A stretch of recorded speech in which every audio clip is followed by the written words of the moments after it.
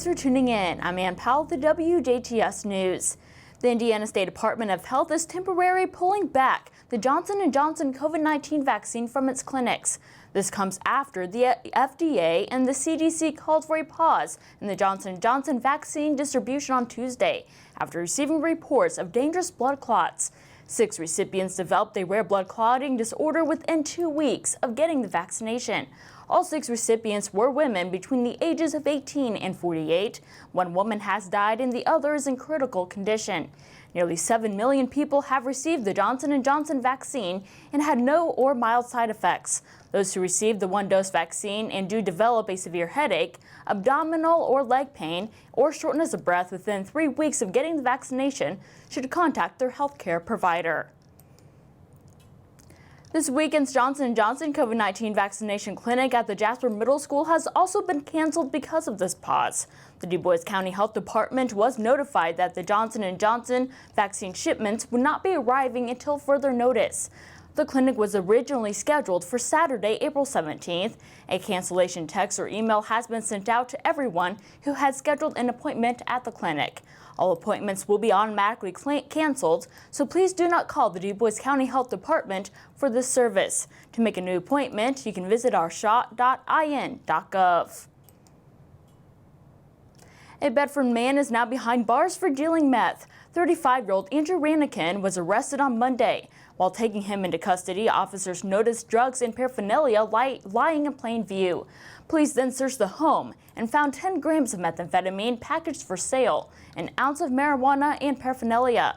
Ranikin was booked into the Lawrence County Jail and charged with possession of methamphetamine with the intent to deal and possession of methamphetamine, which are both felonies, and misdemeanor counts of possession of marijuana and paraphernalia.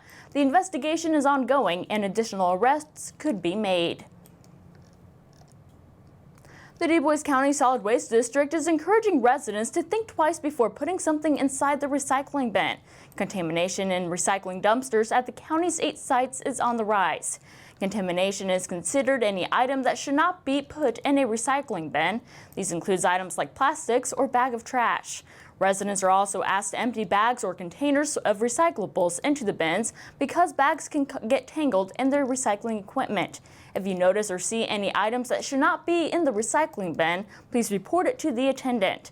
For more information, you can visit DuBoisCountyRecycles.org. Spring weather is here and many farmers are heading out to plant their crops. Lieutenant Governor and Secretary of Agriculture Suzanne Crouch is reminding Hoosiers to be alert and patient when sharing the road with farm equipment. Planting season is a crucial time for our Hoosier farmers. They have a lot of ground to cover in a short amount of time. I encourage all motorists to stay alert and be cautious while driving on rural roads this spring, and to make room for the large farm equipment so our roads remain safe for everyone. Farming equipment vehicles were involved in 98 crashes across the U.S. back in 2018. And according to the National Highway Traffic Safety Administration, 2 farming vehicles were involved in fatal crashes in Indiana. Director of the Indiana State Department of Agriculture, Bruce Kettler, says that sharing the road with farmers can help keep everyone safe. Each year, fatal accidents unfortunately occur on Indiana's roads as large farm equipment moves from field to field. I want to remind all Hoosiers that farm equipment typically travels around 25 miles per hour or less. So please remain alert, slow down, and share the road when approaching farm machinery.